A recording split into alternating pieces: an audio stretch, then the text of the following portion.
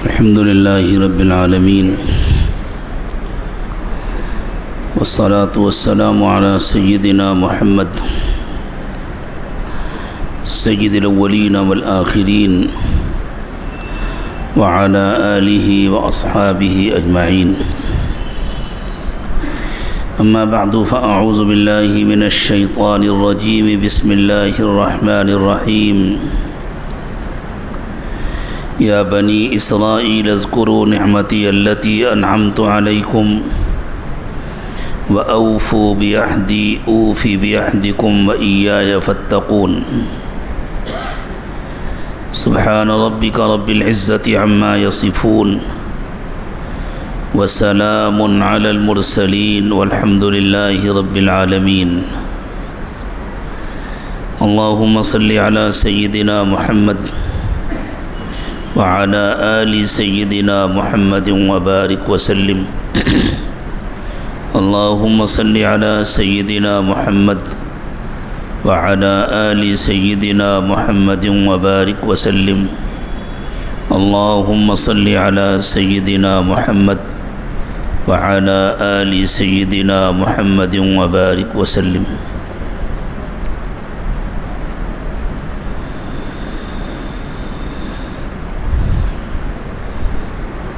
بنی اسرائیل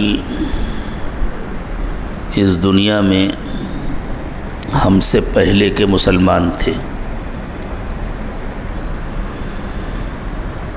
اور اللہ تعالیٰ نے ان کو بے حساب نعمتوں سے نوازا تھا.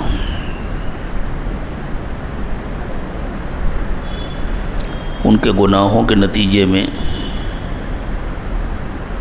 سزائیں بھی ملتی تھی،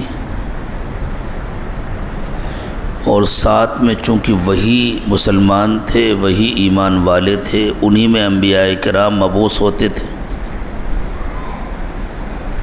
وہ سب ایک جیسے نہیں ہوتے تھے، ان میں بہت سارے بہت نیک متقی اللہ والے بھی ہوتے تھے،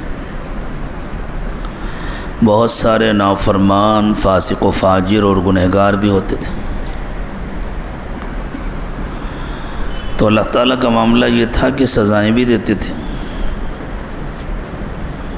ساتھ میں محبت بھی کرتے تھے، نعمتیں بھی عطا فرماتے تھے. یہ حضرت یعقوب علیہ السلام کی اولاد تھے. حضرت یعقوب حضرت اسحاق علیہ السلام کے صاحبزادے تھے،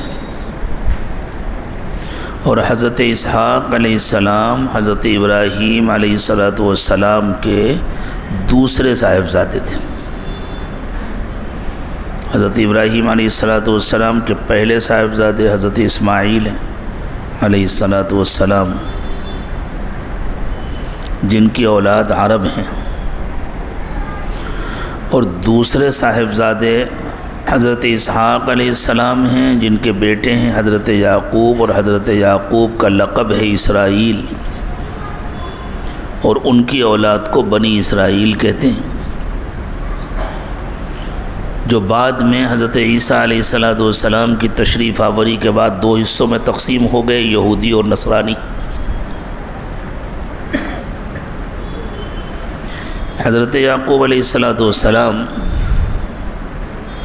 فلسطین کے ایک چھوٹے سے گاؤں کنعان میں رہتے تھے. فلسطین اور مصر کی سرحدیں ملی ہوئی ہیں. غزہ جس پر آج کل ظلم کے پہاڑ توڑے گئے ہیں، وہ بالکل مصر سے ملا ہوا ہے، وہ فلسطین کا ایک حصہ ہے.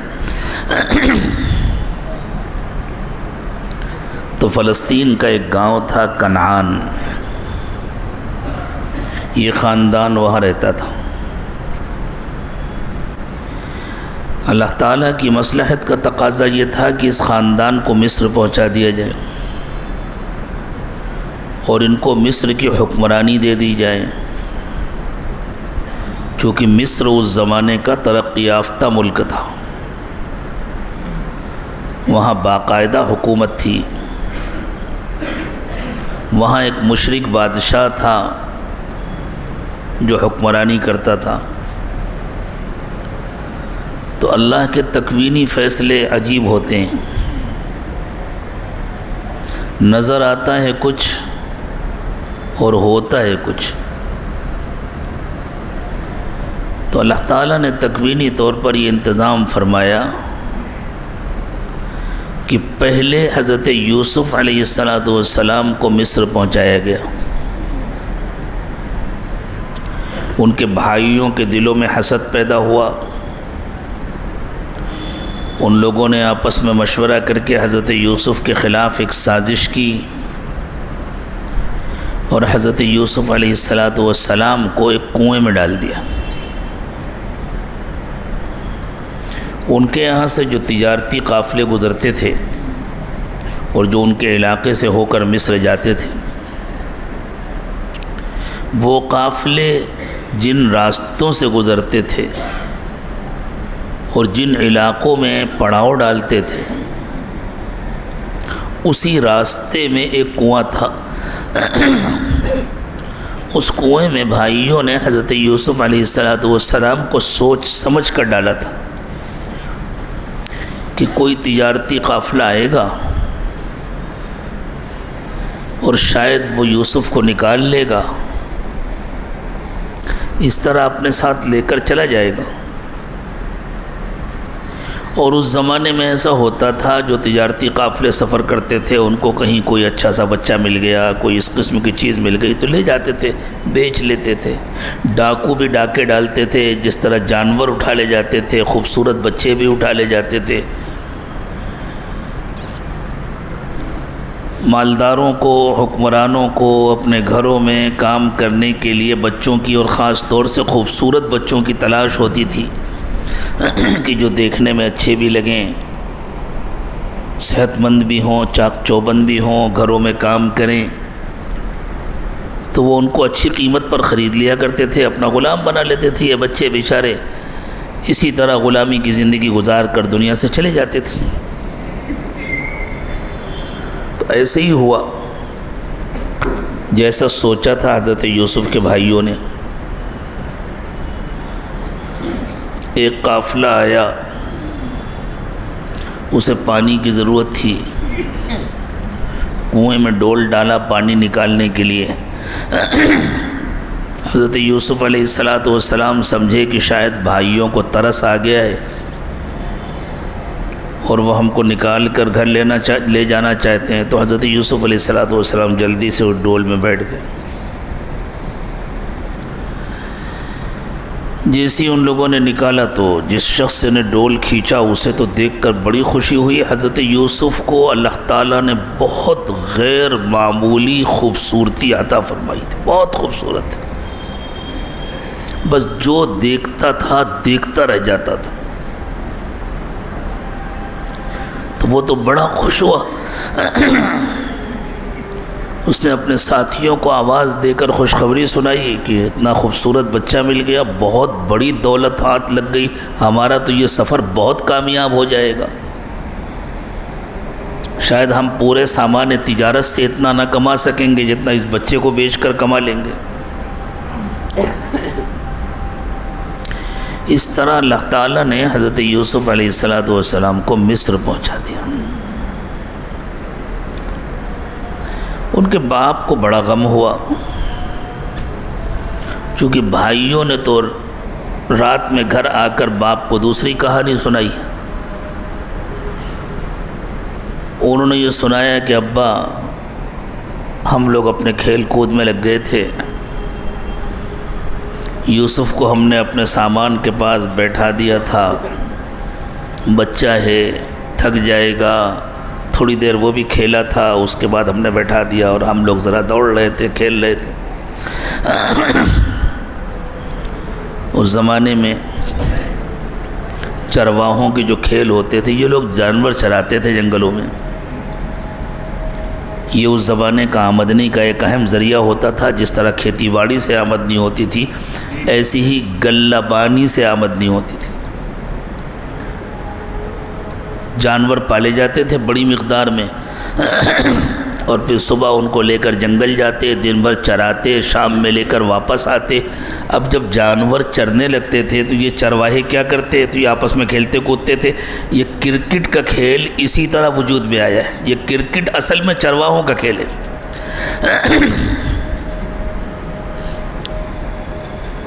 آج بھی جو اسی مزاج کے لوگ ہوتے ہیں وہ اس کے دیوانے ہوتے ہیں۔ میں آپ کو حقیقت بتا رہا ہوں، آپ چاہیں تو انسائکلوپیڈیا میں اٹھا کر دیکھ لیں، کرکٹ اصل میں چرواہوں کا کھیل ہے۔ اب وہ جنگل میں رہتے تھے، کیا کریں؟ تو ان کے پاس جو رومال ہوتے تھے، یو پی کی زبان میں جو انگوچھے ہوتے تھے، یا جو عمامے ہوتے تھے سر کو دھوپ سے بچانے کے لیے، سورج کی گرمی سے بچانے کے لیے، ان کو کھول کر کے ان کپڑوں کو لپیٹ کر گیند بناتے تھے۔ اور جانوروں کو چرانے کے لیے جو ڈنڈے ہاتھ میں ہوتے تھے وہ ان کے بیٹ ہوتے تھے۔ وہ دور سے پھینکتے تھے اور ایک اس کو مارتا تھا، جب دور چلا جائے تو دوسرے اٹھاتے تھے، دوڑ کر کے اٹھاتے تھے۔ یہ کرکٹ کی ابتدا ہے۔ تو اس طرح چرواہے کچھ نہ کچھ کھیلتے تھے، یہ سب سے آسان کھیل ہوتا تھا۔ تو ان لوگوں نے اپنے والد سے کہا کہ ہم نے یوسف کو اپنے سامان کے پاس بیٹھا دیا تھا، ہم لوگ کھیل کود میں لگ گئے تھے، ہمیں خیال نہیں رہا، بھیڑیا آیا اور ہمارے بھائی کو کھا گیا۔ اور حضرت یوسف علیہ السلام کا کرتا لے کر وہ آئے حضرت یعقوب کے پاس کہ دیکھیے یہ بھائی کا کرتا ہے۔ عربی میں کرتے کو قمیص کہتے ہیں۔ وَجَاءُوا عَلَىٰ قَمِيصِهِ بِدَمٍ كَذِبٍ۔ اردو میں اس زمانے میں کرتے کا لفظ دوسرے لباس کے لیے استعمال ہوتا ہے، قمیص کا لفظ دوسرے لباس کے لیے استعمال ہوتا ہے۔ اس زمانے میں جو کرتا پہنا جاتا تھا وہ اچھا خاصا لمبا ہوتا تھا، اسی کو قمیص کہتے ہیں۔ ایک بڑے قابل صاحب تھے، انہوں نے ایک مرتبہ اس پر اعتراض کیا تھا کہ قرآن میں تو قمیص کا لفظ آیا ہے، کرتا تو آیا نہیں ہے، تو پھر تو قمیص ہونا چاہیے جو اتنی ہو، کٹ ہو اور کالر ہو اور ایسے کف ہوں اور ایسے ہوں۔ ایسے قابل لوگوں کے مقابلے میں خاموشی بہتر ہوتی ہے۔ تو وہ لوگ حضرت یوسف علیہ السلام کا کرتا لے کر آئے اور اس میں خون لگا کر لائے تھے، اپنا کوئی جانور ذبح کر کے، اپنی بکری وکری کوئی ذبح کر کے اس کا خون لگا کر کے لائے تھے، اور ابا کو دکھا دیا، دیکھیے اس میں بھائی کا خون لگا ہوا ہے۔ حضرت یوسف علیہ السلام زمانہ دیکھے ہوئے اللہ کے پیغمبر تھے، اللہ تعالیٰ نے ان کو خاص علم عطا فرمایا تھا، دیکھ کر خاموش ہو گئے۔ ورنہ کیا اتنی بات سمجھ میں نہیں آئے گی کہ بھیڑیا جب کسی بچے کو کھائے گا تو اس کا کرتا اتنے اطمینان سے اتار کر کے الگ رکھے گا کہ کہیں خراش نہ آنے پائے، کہیں کوئی دھاگا نہ نکلنے پائے، اور پھر اس کا اہتمام کرے گا کہ جب بچہ زخمی ہو جائے تو اس کو اٹھا کر کے اس کے خون میں پہلے ڈبائے اور پھر الگ رکھ دے۔ تو کرتے میں خون لگا ہوا تھا، کرتا کہیں سے پھٹا نہیں تھا۔ حضرت یعقوب علیہ السلام پوری کہانی سمجھ گئے، لیکن ساتھ میں ان کے دل میں یہ بھی آیا کہ یہ اللہ کا فیصلہ ہے، اللہ تعالیٰ کی یہی مرضی ہے کہ میرا بچہ مجھ سے جدا ہو، تو میں اللہ کے فیصلے سے راضی ہوں۔ ایمان والے کا فیصلہ یہی ہوتا ہے، کوئی بات خوشگوار ہو یا ناگوار ہو، اچھی لگے یا بری لگے، وہ کوشش کرتا ہے اپنے کاموں کے لیے، لیکن وہ اللہ کے فیصلے سے ہر حال میں راضی رہتا ہے کہ اللہ بڑے ہیں، رحیم و کریم ہیں، میری مصلحتوں کو مجھ سے زیادہ اللہ جانتے ہیں، میرے لیے کیا اچھا ہے کیا برا ہے۔ ہو سکتا ہے کہ ہم جس کو اچھا سمجھ رہے ہوں وہ ہمارے لیے اچھا نہ ہو۔ عَسَىٰ أَن تَكْرَهُوا شَيْئًا وَهُوَ خَيْرٌ لَكُمْ، اللہ نے فرمایا ہو سکتا ہے کہ کوئی چیز تمہیں بری لگ رہی ہو حالانکہ وہ تمہارے لیے بری نہ ہو، اچھی ہو۔ وَعَسَىٰ أَن تَكْرَهُوا شَيْئًا وَعَسَىٰ أَن تُحِبُّوا شَيْئًا وَهُوَ شَرٌّ لَكُمْ، اور ہو سکتا ہے کہ کوئی چیز تمہیں پسند ہو لیکن وہ تمہارے لیے اچھی نہ ہو، بری ہو۔ اب اسی کو دیکھ لیجئے کتنی تکلیف ہوئی ہوگی اس وقت حضرت یوسف علیہ السلام کو جب بھائیوں نے اپنے ہاتھ سے کنویں میں ڈالا تھا۔ فطری بات ہے، تکلیف ہونی چاہیے، لیکن اس وقت تو انہیں معلوم نہیں تھا کہ اس کنویں کے راستے سے اللہ تعالیٰ دنیا کے سب سے ترقی یافتہ ملک کا مجھے بادشاہ بنانے والے ہیں، مجھے وہاں تک پہنچا رہے ہیں اللہ تعالیٰ اس رات۔ تو حضرت یعقوب علیہ السلام نے صبر کر لیا، اور اس طرح اللہ تعالیٰ نے حضرت یوسف علیہ السلام کو مصر پہنچا دیا۔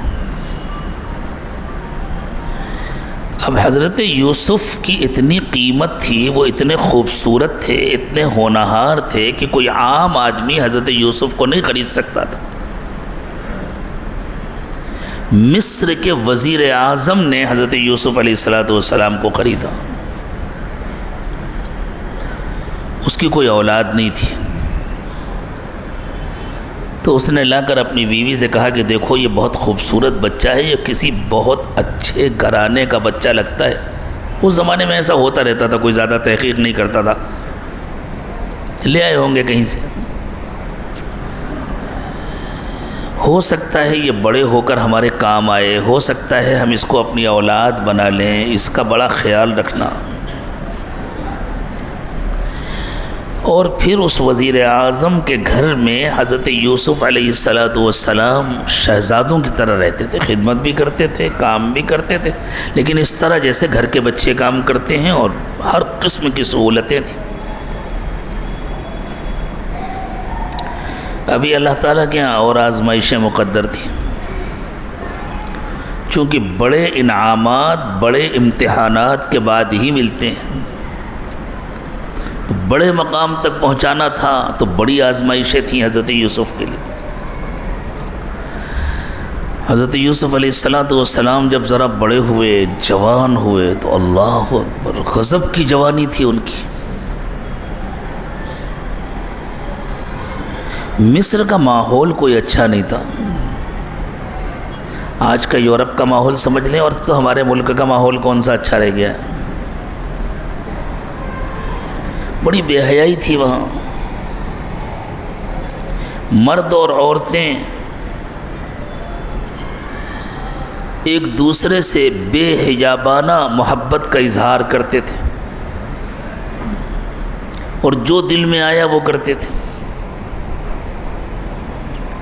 شراب اور شباب کا گویا راج تھا اس سماج پر۔ تو وہ جو وزیر اعظم کی بیوی تھی، وہ اپنا دل دے بیٹھی حضرت یوسف علیہ السلام کو۔ اب اس نے اشاروں میں حضرت یوسف کو گناہ کے راستے پر لانا چاہا، لیکن حضرت یوسف علیہ السلام کے دل و دماغ پر اس تعلیم و تربیت کا اثر تھا جو ان کو اپنے والد سے ملی تھی، اور چونکہ اللہ تعالیٰ ان کو اپنا نبی بنانے والے تھے، اس لیے اللہ تعالیٰ کی طرف سے بھی ان کی حفاظت کا خصوصی انتظام تھا۔ حضرت یعقوب علیہ السلام کو یہ اشارہ مل چکا تھا اللہ کی طرف سے کہ ایک بڑا امتحان ہے جس سے آپ کو گزارا جا رہا ہے، آپ کا بیٹا زندہ ہے، ایک دن اس سے ملاقات ہوگی۔ تو حضرت یعقوب علیہ السلام اپنے بیٹے کے لیے ہر وقت دعائیں کرتے تھے کہ اللہ جہاں بھی ہے میرا بچہ اس کی حفاظت فرمائیے۔ اور ہم لوگ عام طور سے سمجھتے ہیں کہ سب سے اہم حفاظت یہ ہے کہ بچے کو بیماری نہ ہو، پریشانی نہ ہو، بھوک و پیاس سے بچا رہے، پڑھائی میں فیل نہ ہو۔ یہ بھی اللہ کی نعمتیں ہیں، لیکن اس سے بڑی نعمت یہ ہے کہ ہمارا بچہ اللہ کی نافرمانی سے بچے، گناہ سے بچے، جہنم میں جانے سے بچے۔ تو حضرت یعقوب علیہ السلام اللہ کے نبی تھے، وہ جب دعا کریں گے تو دنیا کی تکلیفوں سے حفاظت کے ساتھ ساتھ سب سے زیادہ تو دعا تو اسی کی کرتے ہوں گے نا، کہ اللہ ہمارا بچہ جہاں بھی ہے اسے گناہوں سے بچا کر کے رکھیے گا، اسے اپنی نافرمانی سے بچا کر کے رکھیے گا، اسے جہنم کے راستے سے بچا کر کے رکھیے گا۔ یہ جو بڑوں کی دعائیں ہیں یہ ہماری حفاظت کرتی ہیں۔ اللہ ہمیشہ ہم سب کو اپنے بڑوں کی دعائیں نصیب فرمائیں. دعا کرنے والے جو ہمارے بڑے ہیں اللہ ان کی حفاظت فرمائے، ان کا سایہ ہمارے سروں پر دیر تک قائم و دائم رکھے. ماں باپ کی دعائیں، اساتذہ کی دعائیں، اللہ والوں کی دعائیں، یہ انسان کی حفاظت کرتی ہیں. تو حضرت یعقوب علیہ السلام کی دعائیں، اللہ تعالیٰ نے حضرت یوسف علیہ السلام کی حفاظت کا خصوصی انتظام کیا ہوا تھا. حضرت یوسف علیہ السلام نے اس عورت کی بدلی ہوئی نگاہوں کو بھانپ لیا تھا، لیکن کوشش کرتے تھے، کترا جاتے تھے. اپنی مالکہ کے پاس، حقیقت میں تو وہ مالکہ تھی، اپنی مالکہ کے پاس تنہائی میں نہیں جاتے تھے، باقی کام کرتے تھے. اور کتنے خدام رہے ہوں گے اس محل میں، حضرت یوسف اکیلے تھوڑی رہے ہوں گے، بہت سارے خادم، بہت ساری خادمائیں، بہت سارے کام کرنے والے. تو حضرت یوسف علیہ السلام ذرا اس سے کترانے لگے تھے. اس نے اس بات کو محسوس کیا کہ اچھا اب یوسف تنہائی میں میرے پاس نہیں آتے، مجھ سے کتراتے ہیں. اس پر اس کو اور غصہ آیا، بجائے اس کے کہ اس کو ندامت ہوتی کہ میں غلط کر رہی ہوں، میں غلط سوچ رہی ہوں، یہ بچہ شریف ہے، یہ بچہ متقی و پرہیزگار ہے، یہ گناہ سے بچنا چاہتا ہے. اس کو غصہ آیا، اس نے اپنی انا کا مسئلہ بنا لیا، میں دیکھتی ہوں کیسے بچتا ہے یہ گناہ سے. بہرحال وہ مالکہ تھی. ایک دن اس نے حضرت یوسف کو اپنے بیڈ روم میں بلایا. وہ زمانے کے بڑے بڑے محلات ہوتے تھے، بڑے بڑے کمرے ہوتے تھے، دالانیں ہوتی تھیں، جیسا بھی ہو اندر کمرے میں بلایا اور بلا کر تالا بند کر دیا. اندر سے کنڈی لگا کر تالا بند کر دیا. اب حضرت یوسف تو اس کو منع کرنے کی پوزیشن میں نہیں تھے کہ آپ کنڈی کیوں لگا رہی ہیں، آپ تالا کیوں بند کر رہی ہیں. پھر گناہ کی دعوت دی. اللہ، خوبصورت ہیں، جوان ہیں، تنہائی ہے، گناہ کا موقع ہے. ایسے موقعوں پر اپنے کو گناہ سے بچانا کتنا مشکل ہے، لیکن اللہ تعالیٰ نے قرآن پاک میں تفصیل سے بیان کر کے گویا نوجوانوں کو سبق دیا ہے کہ دیکھو ایسے موقع پر بھی اگر تم بچنا چاہو تو اللہ مدد کریں گے، تمہیں بچا دیں گے. اور جو ایسے موقعوں پر پھسل جاتا ہے آگے اس کے لیے ترقی کے دروازے بند ہو جاتے ہیں. اور جو ایسے موقعوں پر اللہ کی طرف بھاگتا ہے اور بچتا ہے، پھر دیکھو اللہ تعالیٰ اسے کہاں پہنچاتے ہیں.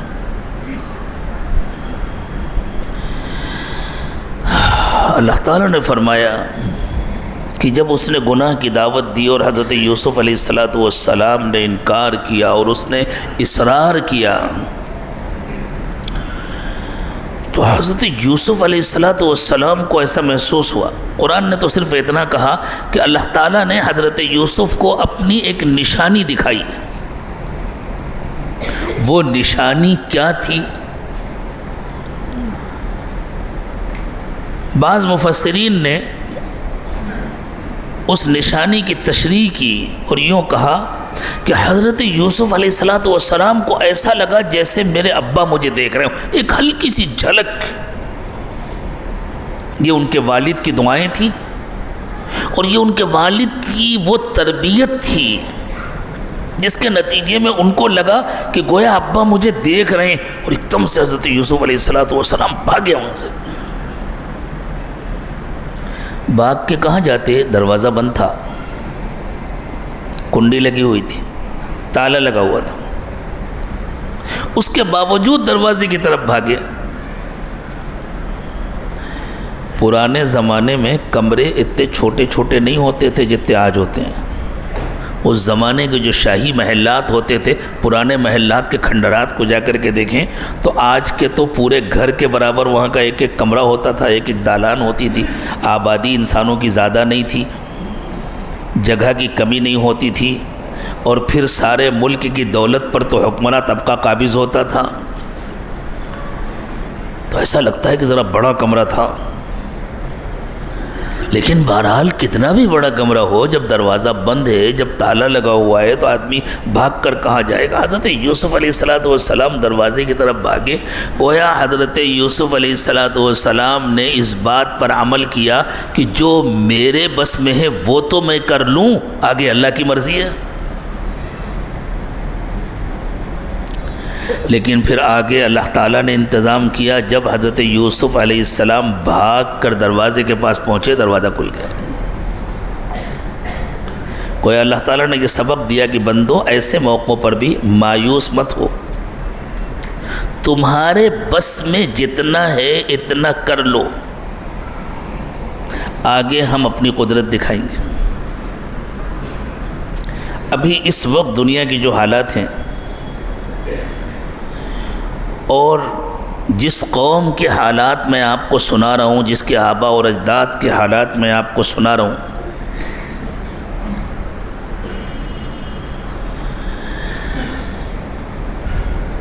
اس قوم نے گویا اللہ سے بغاوت کا ٹھیکہ لے لیا اس زمانے میں،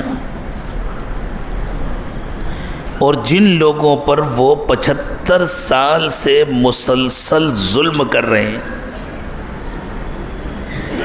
ان کی بستیوں کو اجاڑا، ان کے گھروں کو تباہ و برباد کیا، ان کے بچوں کو قتل کیا، ان کی عورتوں کو گرفتار کیا، ان کی عزتیں خراب کی، ان کے علاقوں میں اپنی کالونیاں بنائیں، اپنے گھر بنائے، اور بہانے سے ان کے ایک ایک علاقے پر، ایک ایک محلے پر، ایک ایک شہر پر قبضہ کرتے گئے۔ ان کمزوروں اور مجبوروں کو جب ان سے مقابلہ کرنا تھا تو انہیں معلوم تھا کہ ان کے پاس دنیا کے سب سے ترقی یافتہ ٹینک ہیں، ہم ٹینک نہیں بنا سکتے۔ ان کے پاس دنیا کے سب سے ترقی یافتہ ہوائی جہاز ہیں، ہمارے پاس کوئی ایئرپورٹ بھی نہیں ہے، ہم ہوائی جہاز بھی نہیں بنا سکتے، ہم گھرے ہوئے ہیں، ہم محدود ہیں۔ لیکن وہ مایوس ہو کر بیٹھ نہیں گئے، انہوں نے یہ فیصلہ کیا جو ہمارے بس میں ہے وہ تو کر لیں۔ پھر اللہ نے اپنی قدرت دکھائی نا، جو ان کے بس میں تھا وہ انہوں نے کر لیا، تو پھر اللہ نے وہ کر کے دکھایا کہ ساری دنیا کی عقلیں حیران ہیں۔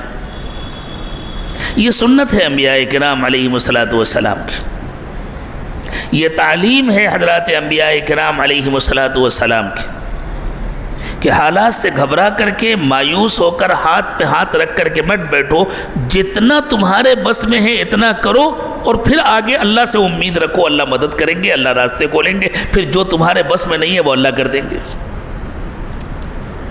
مجھے امید ہے کہ پوری بات سمجھ لی گئی ہوگی۔ تو حضرت یوسف علیہ السلام اتنا ہی کر سکتے تھے کہ دوڑ کر دروازے تک گئے۔ وہ جب گئے تو اللہ تعالیٰ نے دروازہ کھول دیا۔ کس کی عقل کام کرے گی؟ تالا بند تھا، کیسے کھل گیا؟ جیسے آج لوگوں کی عقلیں کام نہیں کر رہی کہ سامنے سے آ کر کے ہاتھوں سے حملہ کرنے والے دنیا کے سب سے ترقی یافتہ ٹینکوں کو اڑائے دے رہے ہیں، اور ایک دو نہیں، سینکڑوں کی تعداد میں۔ لیکن اللہ کی قدرت ایسی ہوتی ہے، اللہ کی مدد اور نصرت ایسی ہوتی ہے۔ بجائے نادم اور شرمندہ ہونے کے، اس عورت نے الٹا حضرت یوسف علیہ السلام پر الزام لگا دیا، اور اس سماج کی جو دوسری عورتیں تھیں، ساتھ میں اٹھنے بیٹھنے والی آپس کی سہیلیاں، ان سب نے مل کر حضرت یوسف علیہ السلام پر دباؤ ڈالا۔ یوسف ذرا دیکھو کیسا تڑپ رہی ہے بیچاری تمہاری محبت میں، ایک مرتبہ اس کی خواہش پوری کر دو، اس کی ضرورت پوری۔ حضرت یوسف علیہ السلام پریشان ہو گئے، یا اللہ کن لوگوں کے چکر میں پڑا ہوں، سب ایک جیسی ہیں۔ اور اس نے اپنے شوہر پر دباؤ ڈال کر، اور دوسری عورتوں نے اپنے گھر کے مردوں پر دباؤ ڈال کر، گویا انہوں نے اپنی عزت کا مسئلہ بنا لیا۔ اچھا یہ ہمارا غلام، یہ 2 ٹکے کا لڑکا، اور گویا یہ بڑا نیک اور پاک دامن ہے، اور ہم گنہگار ہیں، ہم بتاتے ہیں اس کو۔ تو حضرت یوسف علیہ السلام پر اس زمانے کا دہشت گردی کا چارج لگا کر انہیں جیل میں ڈال دیا گیا۔ یہ ہوتا ہے ہمیشہ ظالموں کا طریقہ مظلوموں کے ساتھ، کہ جو مظلوم ہے اسی کو ظالم کہا جاتا ہے۔ تو اب صورتحال یہ بن گئی کہ گویا حضرت یوسف علیہ السلام مجرم بن گئے حکومت کی نظر میں. جو بادشاہ تھا اسے تو کچھ نہیں معلوم تھا، بادشاہ تک یہی کیس پہنچایا گیا کہ یہ لڑکا بہت بڑا گنہگار ہے. اس لڑکے کو جس گھر میں عزت ملی تھی، جس گھر میں پناہ ملی تھی، اس نے اسی عزت پر ہاتھ ڈالا. یہ مجرم ہے، یہ ظالم ہے، یہ گنہگار ہے، اور حکومت نے حضرت یوسف علیہ السلام کو جیل میں ڈال دیا. تو ظالم مظلوم بن گیا، مظلوم ظالم بن گیا. یہ ہوتی ہے پروپیگنڈے کی طاقت جو اس زمانے میں ہو رہا ہے. ظالموں کو مظلوم بنایا جا رہا ہے، مظلوموں کو ظالم بنایا جا رہا ہے. لیکن ایک وقت آتا ہے کہ اللہ تعالیٰ پروپیگنڈے کا پورا پردہ چاک کر دیتے ہیں. حضرت یوسف علیہ السلام جیل چلے گئے اور حضرت یوسف کو تا حیات جیل کی سزا دی گئی تھی. پوری زندگی جیل میں رہیں گے. اور اس عورت نے یہی کہہ کر حضرت یوسف کو دھمکی دی تھی، میں تیری پوری زندگی جیل میں سڑا کر کے گزروا دوں گی، ایک دن تجھے باہر نکلنے کا موقع نہیں ملے گا. اور حضرت یوسف علیہ السلام نے اللہ تعالیٰ سے دعا کی تھی، رب السجن احب الی مما یدعوننی الیہ. اللہ یہ سب مل کر مجھے جس گناہ کی طرف بلا رہی ہیں اس کے مقابلے میں مجھے جیل میں جانا پسند ہے. اللہ میری عزت بچا لیجئے، مجھے گناہ سے بچا لیجئے، میں جیل چلا جاؤں گا، وہ مجھے پسند ہے. لیکن اللہ کے نیک بندے جہاں جاتے ہیں ان کی نیکی، ان کا تقوی ان کے ساتھ جاتا ہے. جیسے چراغ جہاں جاتا ہے اس کی روشنی ساتھ جاتی ہے. ایک جلتا ہوا چراغ ہے، وہ جہاں بھی جائے گا اس کی روشنی ساتھ جائے گی. ایک جلتی ہوئی ٹارچ ہے، وہ جہاں بھی جائے گی اپنی روشنی ساتھ لے کر کے جائے گی. اسی طرح جن کے دلوں کو اللہ تعالیٰ نے ہدایت کا چراغ بنایا ہوتا ہے، رسول اکرم صلی اللہ علیہ وسلم نے اللہ کے ایسے بندوں کا تذکرہ کیا، فرمایا قلوبہم مصابیح الہدی، ان کے دل ہدایت کا چراغ ہوتے ہیں، وہ جہاں جاتے ہیں اپنی روشنی ساتھ لے کر کے جاتے ہیں. حضرت یوسف علیہ السلام جیل میں گئے تو ان کی دل کی روشنی ساتھ گئی. جیل خانقاہ بن گیا. خانقاہ کسے کہتے ہیں؟ خانقاہ کسی گنبد کو نہیں کہتے، خانقاہ کسی عمارت کو نہیں کہتے، خانقاہ تربیت گاہ کو کہتے ہیں، جہاں بندوں کو اللہ سے جوڑا جائے، جہاں ان کی زندگیوں کو گناہوں سے پاک کرنے کا طریقہ سکھایا جائے، جہاں اللہ کی یاد سکھائی جائے، جہاں دلوں کو روشن کیا جائے، جہاں گناہوں سے بچنے کے طریقے سکھائے جائیں، اس کو خانقاہ کہتے ہیں. چاہے کوئی عمارت ہو یا نہ ہو، چاہے کوئی جگہ ہو یا نہ ہو. یہ کام کسی درخت کے نیچے بیٹھ کر کیا جائے، یہ کام کسی مسجد کے کونے میں بیٹھ کر کیا جائے، یہ کام کسی کمرے میں کیا جائے، جہاں بھی ہو وہی خانقاہ ہے. یہ تو ایک لفظ ہے. جیسے جہاں پڑھایا جائے وہ مدرسہ ہے، چاہے چھت ہو یا نہ ہو، چاہے کسی درخت کے نیچے بیٹھ جائیں، چاہے کسی مسجد میں بیٹھ جائیں، جہاں قرآن کی تعلیم دی جائے، جہاں حدیث مبارکہ پڑھائی جائے وہ مدرسہ ہے، جہاں نماز پڑھی جائے وہ مسجد ہے، چاہے اوپر چھت ہو یا نہ ہو. اللہ کے رسول صلی اللہ علیہ وسلم نے ارشاد فرمایا، جعلت لی الارض مسجدا وطہورا، اللہ تعالیٰ نے پوری زمین کو میرے لیے مسجد بنا دیا ہے اور پوری زمین کو میرے لیے پاکی کا ذریعہ بنا دیا ہے کہ اگر پانی نہ مل رہا ہو تو کسی بھی پاک زمین سے تیمم کر لیا جائے تو وضو کے قائم مقام ہو جائے گا. اسی طرح جہاں کھڑے ہو کر نماز پڑھو وہ مسجد ہے. تو جہاں نماز پڑھی جائے وہ مسجد ہے، جہاں قرآن اور حدیث کی تعلیم دی جائے وہ مدرسہ ہے، اور جہاں تربیت کی جائے، اللہ اللہ کرنا سکھایا جائے وہ خانقاہ ہے. تو حضرت یوسف علیہ السلام تشریف لے گئے تو جیل خانقاہ بن گیا. لوگ دیکھتے حضرت یوسف، اللہ اکبر، اتنا پیارا چہرہ اور ایسی کشش. جس دل میں اللہ کی محبت ہوتی ہے وہ دل دوسرے دلوں کے لیے مقناطیس بن جاتا ہے، دوسرے دل خود بخود اس کی طرف کھینچتے ہیں. تو حضرت یوسف علیہ السلام کا دل تو اللہ کی محبت سے بھرا ہوا تھا. تو جو دیکھتا آپ کی طرف کھینچتا. اب جو لوگ آتے حضرت یوسف علیہ السلام ان کو بیٹھاتے, پوچھتے بھائی کس وجہ سے جیل میں آئے ہو, کوئی کہتا ہم نے چوری کی تھی. اب اس کو سمجھاتے دیکھو چوری کرنا اچھی بات نہیں ہے, یہ تو دنیا کی معمولی سے سزائے ختم ہو جائے گی, لیکن اللہ کے یہاں جو سزا ہے وہ تو کوئی ختم ہونے والی نہیں. کسی کو چوری سے توبہ کرا رہے ہیں, کسی کو ڈاکے سے توبہ کرا رہے ہیں, کسی کو زنا سے توبہ کرا رہے ہیں, کسی کو لڑائی جھگڑے سے توبہ کرا رہے ہیں. لوگ آتے بڑی عقیدت کے ساتھ حضرت یوسف علیہ السلام کے پاس بیٹھتے اور زندگیاں بدل لیں. چراغ جہاں جاتا ہے اپنے ماحول کو روشن کر دیتا ہے. اللہ کا نیک بندہ جہاں پہنچتا ہے, جہاں بیٹھ جاتا ہے, وہاں کا ماحول دھیرے دھیرے بدلنے لگتا ہے. 2 قیدی تھے. کافی عرصہ گزرنے کے بعد انہوں نے خواب دیکھا. ایک نے یہ خواب دیکھا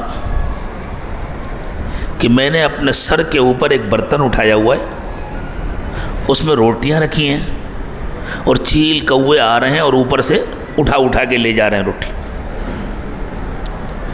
دوسرے نے یہ خواب دیکھا کہ میں شراب نچوڑ رہا ہوں. اس زمانے میں شراب ایسے پی جاتی تھی جیسے چائے اور کافی پی جاتی ہے. میں شراب نچوڑ رہا ہوں اور اپنے بادشاہ کو پلا رہا ہوں. اب یہ لوگ پریشان ہوئے کہ ان خوابوں کی تعبیر کیا ہوگی. جیل سے باہر تو جا نہیں سکتے تھے کہ کسی عالم و فاضل کے پاس جاتے. انہیں معلوم تھا جیل کے اندر اللہ کا ایک نیک و مقبول بندہ بھی ہے. کیوں آیا ہے جیل میں؟ قیدیوں کو کچھ ہی دنوں میں اندازہ ہو گیا تھا کہ حضرت یوسف پر جو الزام لگا ہے یہ تو سچا ہو نہیں سکتا, یہ تو پھنسایا گیا ہے. آتے ہی تھے لوگ حضرت یوسف کے پاس بیٹھتے تھے. وہاں کام ہی کیا ہوتا تھا جیل میں. تو ان لوگوں نے آ کر کے اپنے خواب بتلائے. حضرت یوسف علیہ السلام نے موقع سے فائدہ اٹھایا ان کی بھلائی کے لیے. قرآن پاک میں جب کوئی واقعہ بیان کیا جاتا ہے, جب کوئی قصہ بیان کیا جاتا ہے, تو اللہ تعالیٰ اس میں بہت سارے سبق ایک ساتھ جمع کر دیتے. اللہ تعالیٰ نے یہ سبق سکھایا کہ دیکھو جب کوئی ضرورت مند اپنی کوئی ضرورت لے کر تمہارے پاس آئے تو تم اس چانس کو استعمال کرو اور پہلے اس کے دل کو اللہ کی طرف متوجہ کرو, پہلے اس کے دل میں اللہ کی محبت ڈالنے کی کوشش کرو, پھر ساتھ میں اس کا کام بھی کر دو جس کام کے لیے وہ آیا ہے. تو حضرت یوسف علیہ السلام نے ان دونوں کے خواب سنے اور فرمایا بیٹھو آرام سے, کوئی کام تو ہے نہیں, میں بھی فرصت سے ہوں, تم بھی فرصت سے ہو. جب کھانے کا وقت آئے گا تو بلایا جائے گا, اس وقت جانا ہوگا سب کو کھانا کھانے کے لیے. اس سے پہلے میں تم کو خواب کی تعبیر بتلا دوں گا. بیٹھو ذرا, تم یہ دیکھو تم بھی انسان ہو میں بھی انسان ہوں. تم نے خواب دیکھا, میرے پاس آئے, اللہ تعالیٰ نے اپنے فضل سے مجھے یہ علم عطا فرمایا. تمہیں پتہ ہے اللہ نے مجھ پر یہ مہربانی کیوں کی ہے؟ اللہ نے مجھ پر یہ مہربانی اس لیے کی ہے کہ میں اللہ کے سوا کسی اور کی بندگی نہیں کرتا, میں اللہ کے سوا کسی اور کی عبادت نہیں کرتا. اور میرے والد, میرے دادا, میرے پردادا سب اللہ کے پیغمبر ہیں, انہوں نے جو تعلیم دی ہے میں اس پر چلتا ہوں. اگر تم لوگ بھی اس راستے کو اختیار کرو اور اللہ کے ساتھ دوسروں کی عبادت کرنے سے توبہ کر لو تو اللہ تم پر بھی بڑی مہربانی فرمائیں گے. اس طرح حضرت یوسف علیہ السلام نے بیٹھ کر کے سمجھایا ان کو. یہی تو ہوتا ہے خانقاہوں میں, اسی طرح دلوں کو اللہ سے جوڑا جاتا ہے. اور پھر بعد میں ان کو خواب کی تعبیر بتلائی. جس شخص نے یہ خواب دیکھا تھا کہ چیل کوے آ کر کے اوپر سے نوچ کر روٹیاں اٹھا کے لے جا رہے ہیں, کھا رہے ہیں, اس سے کہا کہ بھائی تمہارا خواب تو تمہارے لیے اچھا نہیں ہے. تم جس جرم کی وجہ سے جیل میں ڈالے گئے ہو, تمہیں اس جرم کی سزا دی جائے گی موت کی شکل میں.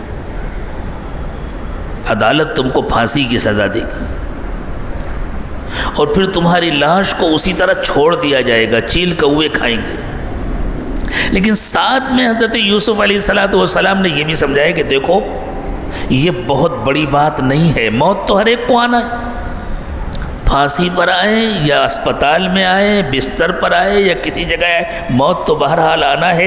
اصل تو آخرت کی زندگی ہے۔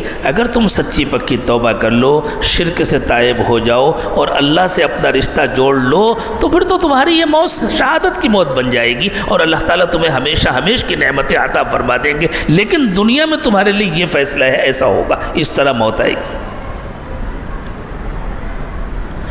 دوسرا شخص جو تھا جس نے یہ خواب دیکھا تھا کہ میں شراب نکال رہا ہوں اور اپنے بادشاہ کو پلا رہا ہوں، اس سے یوں کہا کہ تم چھوٹ جاؤ گے اور تم بادشاہ کے خادم خاص بنو گے،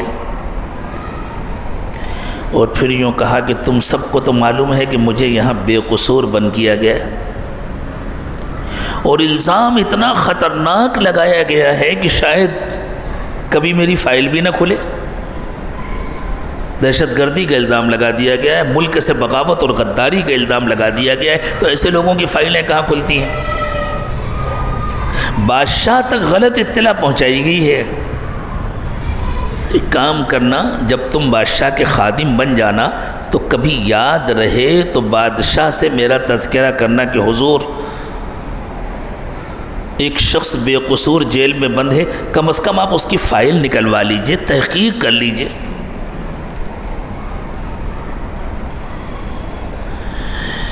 ایک بات سمجھنا چاہیے، دنیا کو اللہ تعالیٰ نے دارالاسباب بنایا ہے، اس لیے اسباب کا اختیار کرنا گناہ نہیں ہے، اسباب کو جان بوجھ کر چھوڑ دینا گناہ ہے۔ بعض لوگ اس موقع پر بڑی قابلیت دکھاتے ہیں، جن کو بہت شوق ہے انبیاء کرام علیہم السلام کی اصلاح کرنے کا۔ میں نے اپنے کانوں سے بعض لوگوں کی زبانوں سے سنا، اللہ کی پناہ ایسی باتوں کو نقل کرتے ہوئے بھی ڈر لگتا ہے کہ چونکہ حضرت یوسف علیہ السلام نے اللہ سے مانگنے کے بجائے اس قیدی سے کہہ دیا تھا کہ بادشاہ کے پاس میرا تذکرہ کرنا، اس لیے اللہ تعالیٰ نے ناراض ہو کر حضرت یوسف کی قید اور بڑھا دی تھی۔ ایسے لوگوں کو اپنا ایمان تازہ کرنا چاہیے۔ کیا رسول اللہ صلی اللہ علیہ وسلم نے ہجرت کے موقع پر غار ثور میں پناہ نہیں لی تھی؟ تو پھر تو ان کو یہ بھی اعتراض ہونا چاہیے کہ اللہ پر بھروسہ کر کے نکل جانا چاہیے تھا سیدھے سیدھے، کیا ضرورت تھی وہاں جا کر چھپنے کی؟ سب ناسمجھی کی باتیں ہوتی ہیں، اللہ ہماری اصلاح فرمائے۔ انبیاء کرام معصوم ہوتے ہیں، وہ جو کچھ کرتے ہیں اللہ کی طرف سے، اللہ کے حکم سے کرتے ہیں، اور انبیاء کرام علیہ السلام کے ان واقعات میں سبق ہوتا ہے۔ اگر حضرت یوسف علیہ السلام کا کام نعوذ باللہ غلط ہوتا تو اللہ تعالیٰ نے اس کو اس طرح نہ پیش کیا ہوتا کہ اس سے ہمیں سبق ملے۔ اللہ تعالیٰ یہ سکھا رہے ہیں کہ دیکھو، سارے ظاہری اسباب اختیار کرنا چاہیے اور ساتھ میں بھروسہ اللہ پر کرنا چاہیے۔ جس طرح یہ ظاہری سبب تھا کہ حضرت یوسف علیہ السلام دروازے کی طرف دوڑ لگاتے اگرچہ تالا بندے، اسی طرح یہ بھی ظاہری سبب تھا کہ وہ بادشاہ جس کو غلط اطلاعات پہنچائی گئی تھی، حضرت یوسف علیہ السلام کسی طرح اس تک صحیح اطلاعات پہنچانے کی کوشش کرے۔ جیسے اس زمانے میں جن بے قصور نوجوانوں کو جھوٹے الزامات لگا کر کے جیلوں میں ڈال دیا جاتا ہے، آخر ہم عدالت میں، ہم یا ہماری تنظیمیں یا ہمارے بڑے عدالت میں ججوں کے سامنے ان کی صحیح پوزیشن پیش کرنے کی کوشش کرتے ہیں یا نہیں کرتے؟ تو یہ کوئی شرک تو نہیں ہے، یہ کوئی غیر اللہ سے مدد مانگنا تو نہیں ہے۔ لیکن بعض لوگوں کو شوق ہوتا ہے انبیاء کرام کی اصلاح کرنے کا۔ اللہ ایسے شوق سے سب کی اصلاح، سب کی حفاظت فرمائے۔ تو حضرت یوسف علیہ السلام نے اس سے کہا، اور معلوم ہے یہ بدتمیزیاں کہاں سے آئی ہیں؟ میں اس کو بدتمیزی کہتا ہوں۔ یہ بدتمیزی آئی ہیں اصل میں بنی اسرائیل سے۔ ان لوگوں نے اپنے انبیاء کرام کی توہین کی، انہوں نے اس قسم کی باتیں کری ہے، اور جن کا مزاج بن گیا ہے یہودی، اور جن کا مزاج بن گیا ہے بنی اسرائیلی، اور اللہ کے رسول صلی اللہ علیہ وسلم نے فرمایا تھا کہ میری امت کا یہی مزاج بنے گا، میری امت ان کے طریقے پر چلے گی، وہ ان کی باتوں کو نقل کرتے ہیں۔ ورنہ اس قسم کی اسرائیلی باتیں اگر کہیں کتابوں میں آ بھی گئی ہیں تو سمجھدار لوگ ان کو رد کرتے ہیں، ان کو نظر انداز کرتے ہیں کہ نہیں یہ اسرائیلی باتیں ہیں، ہم ان کو نہیں نقل کر سکتے، ہمارے لیے تو اتنا کافی ہے کہ انبیاء کرام معصوم ہوتے ہیں، اللہ کی طرف سے ان کی حفاظت ہوتی ہے۔ وہ بیچارہ چھوٹ کر کے گیا، وہ بادشاہ کا خادم بن گیا تو ایسا مست ہو گیا اپنے حالات میں کہ بھول ہی گیا۔ اتنی اور آزمائش مقدر تھی، اتنا اور امتحان مقدر تھا، وہ بھول گیا بادشاہ کے پاس حضرت یوسف کا تذکرہ کرنا۔ کافی عرصہ گزرنے کے بعد بادشاہ نے خواب دیکھا، اور ایسا خواب دیکھا کہ اس کی حالت خراب ہو گئی۔ اس نے خواب دیکھا کہ 7 دبلی پتلی گائے ہیں اور 7 موٹی تازی گائے ہیں۔ یہ جو دبلی پتلی گائے ہیں یہ ان موٹی تازی گاؤں کو کھا رہی ہیں، اور کچھ خشک بالیاں ہیں، کچھ ہری بھری بالیاں ہیں۔ بادشاہ حیران ہو گیا، اس نے خواب دیکھا اور غالباً بار بار دیکھا، پریشان ہو گیا، کیا مطلب ہے اس خواب کا؟ اس کے اوپر تو پوری حکومت کی ذمہ داری تھی کہ کوئی آفت تو نہیں آنے والی، کوئی مصیبت تو نہیں آنے والی، ایسا غیر معمولی خواب میں نے دیکھا۔ درباریوں سے پوچھا تو درباریوں کی بھی کچھ سمجھ میں نہیں آیا، اور آدمی کو جو بات سمجھ میں نہ آئے وہ اس کو کنڈم کرتا ہے۔ تو درباریوں نے کہا، ارے حضور کچھ رات میں کھانا وانا آپ نے زیادہ کھا لیا ہوگا، گیس ویس چڑھی ہوگی، کچھ خیالات ہوں گے، اور ہمیں تو خواب کی تعبیر معلوم نہیں، باقی آپ پریشان نہ ہو، اس خواب کی کوئی اہمیت نہیں ہے۔ لیکن بادشاہ کی پریشانی ختم نہیں ہوئی۔ یہ جو خادم خاص تھا، یہ تنہائی میں شراب پیش کرتا تھا، خدمت کرتا، اس نے دیکھا کہ بادشاہ کا چہرہ کچھ اترا ہوا ہے، کچھ مزاج میں گھبراہٹ ہے، تو پوچھا کہ حضور کیا بات ہے، طبیعت تو ٹھیک ہے آپ کی، کچھ طبیعت ناساز ہے؟ تو بادشاہ نے کہا کہ میرے سمجھ میں نہیں آتا، خادم عام طور سے منہ لگے ہوتے ہیں، بہت بے تکلف ہوتے ہیں، میں نے خواب دیکھا ہے اور میں نے جس سے بھی پوچھا کوئی اس کا مطلب نہیں بتلا پایا، اور سب کہتے ہیں کہ نہیں کوئی خاص بات نہیں ہے، لیکن میرے دل و دماغ پر ہر وقت وہی خواب چھایا ہوا ہے، میں نے یہ خواب دیکھا ہے، پتہ نہیں کون سی آفت آنے والی ہے میرے ملک پر۔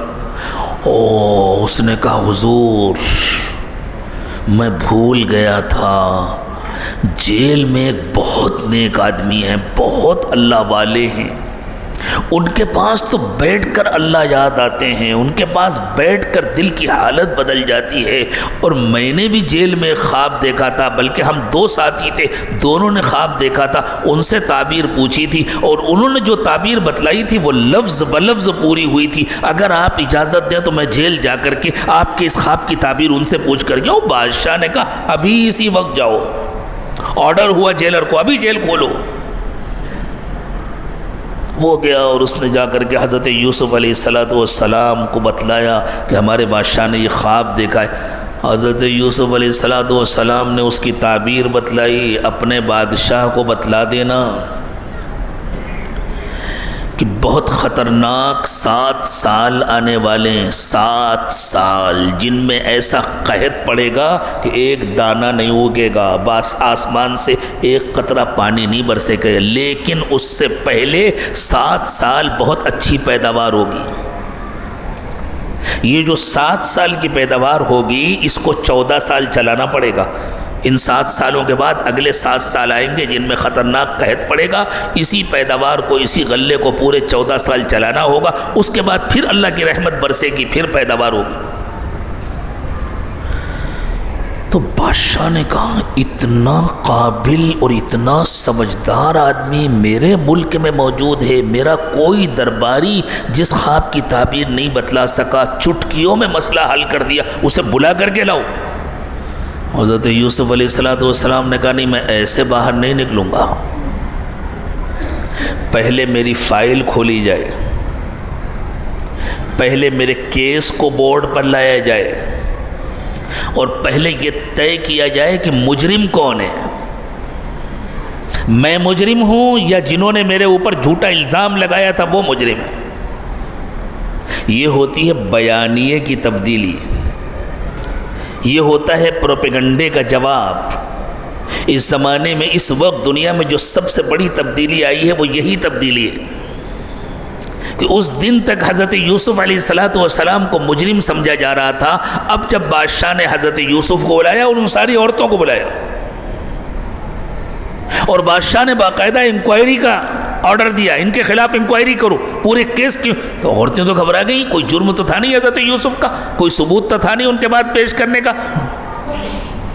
تو ان عورتوں نے اقرار کیا کہ ہم نے جھوٹا الزام لگایا تھا، ہم مجرم ہیں، یوسف بالکل بے قصور ہیں۔ تو حضرت یوسف کو گنہگار بنایا گیا تھا، اب پتہ چلا کہ گنہگار کون ہے۔ بالکل یہی ہو رہا تھا 75 سالوں سے کہ ایک دبی کچلی قوم کو روزانہ مارا جا رہا تھا اور انہی پر الزام لگایا جا رہا تھا کہ یہ ظالم ہے۔ اللہ تعالیٰ نے اس حقیقت کو کھول دیا، ساری دنیا کے سامنے آ گیا کہ ظالم کون ہے، مجرم کون ہے۔ یہ سب سے بڑی کامیابی ہوتی ہے۔ حضرت یوسف علیہ السلام کو یہ کامیابی ملی۔ ان عورتوں نے اقرار کیا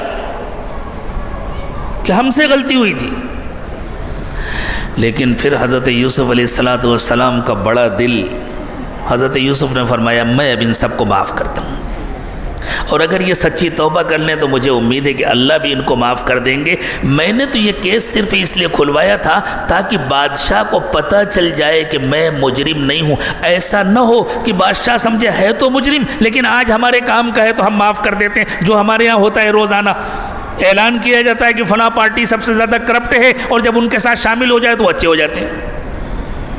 تو حضرت یوسف علیہ السلام یہ سیاست نہیں چاہتے تھے کہ ملک یوں سمجھے کہ یہ تھے تو مجرم، لیکن اب چونکہ بادشاہ کو ضرورت پڑ گئی اس لیے بادشاہ معاف کر دے رہے۔ نہیں، پہلے پوری حقیقت کھلے کہ کون مجرم ہے اور کون گنہگار ہے اور کون بے قصور ہے۔ سب کے سامنے آ کے حضرت یوسف علیہ السلام بے قصور ہے۔ پھر بادشاہ نے کہا یوسف یہ بتلاؤ کہ یہ کام ہوگا کیسے؟ 7 سال کی پیداوار 14 سال چلانا ہے، کیسے ہوگا؟ حضرت یوسف علیہ السلام نے کہا حضور آپ یہ ذمہ داری میرے حوالے کر دیں، مجھے اللہ نے علم بھی دیا ہے کیسے کرنا ہے، اور مجھے اللہ تعالیٰ نے امین بھی بنایا ہے، میں کرپٹ نہیں ہوں۔ ہمارے یہاں کے جو حکمراں ہوتے ہیں یا اس زمانے میں ان کے یہاں کے جو حکمراں تھے وہ تو 7 سال کی پیداوار ان کو مل جائے تو 1 سال میں ختم کر دیں گے، 6 مہینے میں ختم کر دیں گے، سب بیچ کر کے اپنے گھروں میں خزانے بھر لیں گے، کہیں گے ختم ہو گیا۔ لیکن حضرت یوسف علیہ السلام نے فرمایا انی حفیظ علیم، میں امانت دار ہوں اور میرے پاس علم بھی ہے۔ صرف امانت داری کافی نہیں ہے، کام کا سلیقہ بھی چاہیے، اور صرف سلیقہ کافی نہیں ہے، امانت داری بھی چاہیے۔ ہمارے ہاں جتنے حکمراں ہوتے ہیں ان کے اندر سلیقہ تو بہت ہوتا ہے، سلیقہ نہ ہوتا تو وہ کرسیوں پر کیسے پہنچتے، لیکن امانت داری نہیں ہوتی۔ اور جن بیچاروں کے پاس امانت داری ہے وہ مسجدوں میں بیٹھے ہوئے، ان کے پاس کام کا سلیقہ نہیں ہے، وہ سمجھتے ہیں صرف امانت داری کافی ہے۔ دونوں جمع ہونا ضروری ہے، اعلیٰ تعلیم بھی ہو، سلیقہ بھی ہو، کام کرنے کا طریقہ بھی معلوم ہو، اور ساتھ میں امانت داری بھی۔ اب جب یہ ذمہ داری حضرت یوسف علیہ السلام کو دی گئی اور وہ 7 سال گزر گئے جن میں خوب پیداوار ہوئی، اگلے 7 سال آئے جن میں قحط پڑا اور پھر لوگ آنے لگے، غلہ بٹنے لگا، تو بھائی بھی آئے کنعان سے۔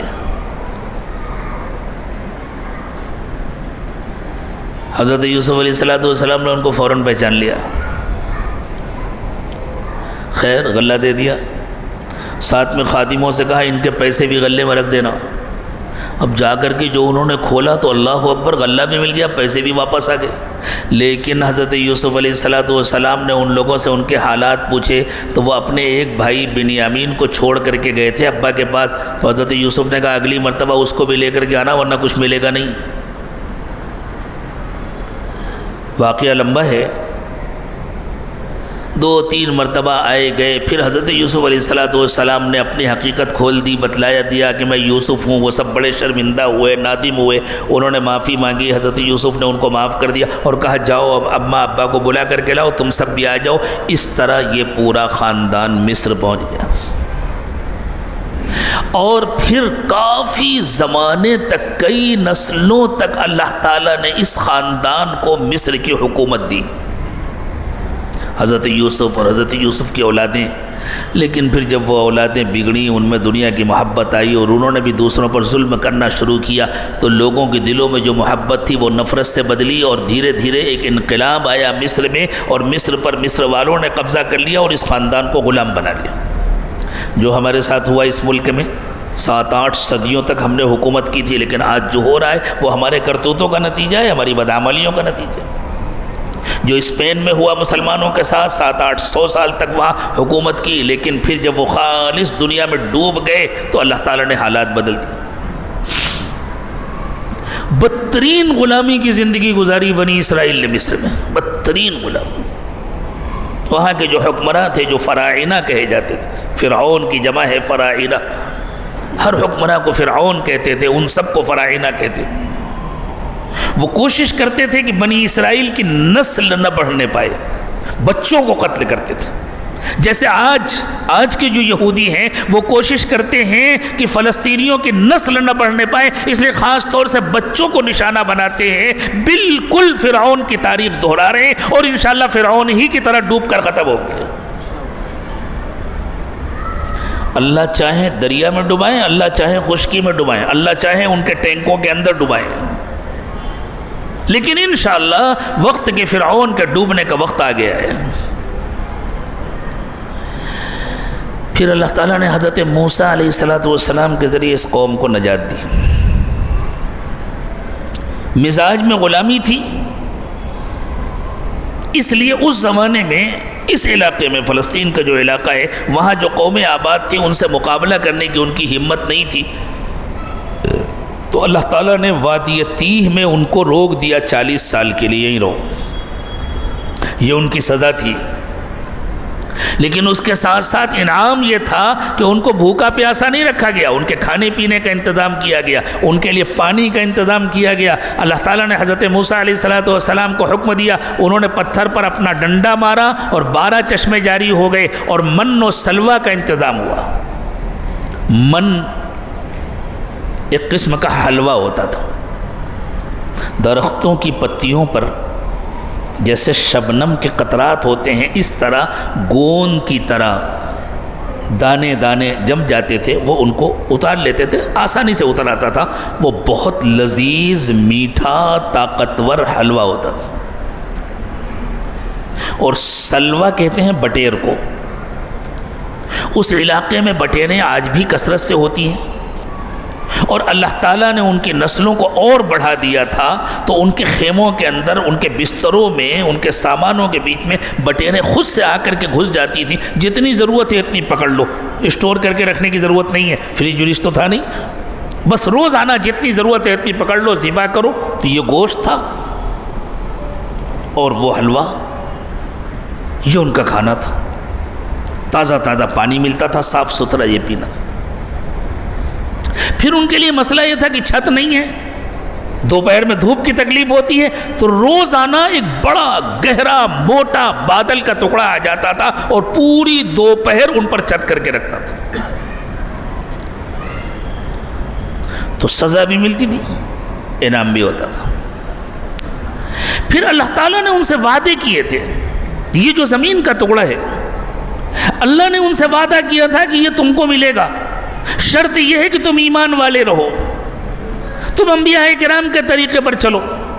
انہوں نے ایمان کو چھوڑ دیا، انبیاء کرام علیہ السلام کے طریقے پر چھوڑ دیا، تو صرف اس وجہ سے تھوڑی مل جائے گا کہ وہ حضرت ابراہیم کی اولاد ہیں، حضرت یعقوب کی اولاد ہیں، حضرت اسحاق کی اولاد ہیں، ان کے لیے ایمان بھی تو شرط ہے۔ تو پھر اللہ تعالیٰ نے وہ حضرت ابراہیم کی اولاد کی دوسری شاخ جو حضرت اسماعیل کی اولاد ہیں، اور جن کو اللہ تعالیٰ نے حضرت محمد صلی اللہ علیہ وسلم کے ذریعے ایمان بھی عطا فرمایا، اللہ نے اب اس زمین کا وارث ان کو بنایا۔